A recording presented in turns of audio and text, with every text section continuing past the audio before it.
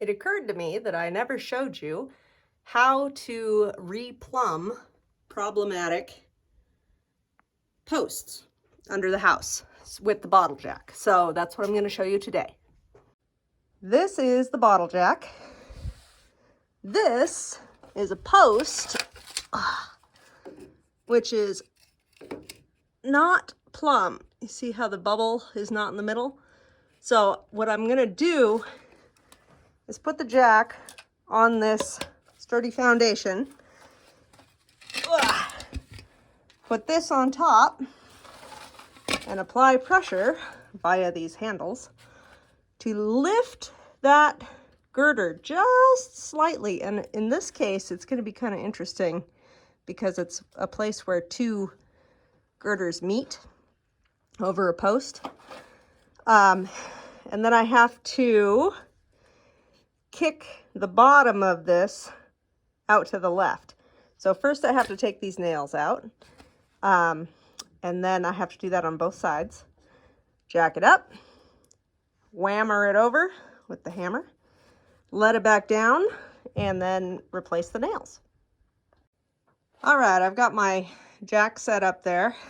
Sometimes it takes a little bit of trial and error to figure out what the right height of the blocks is, because I'm using this tall 6x6 to actually jack up the girder. And you want to make sure that you have enough room for that to fit in. So now I've got my handle, which seems wimpy, but it works just fine. If you need more leverage, you can always put the extension in. I know that's not totally plumb.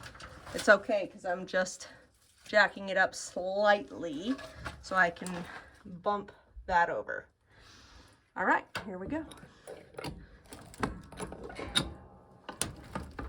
Okay, that's pretty slight.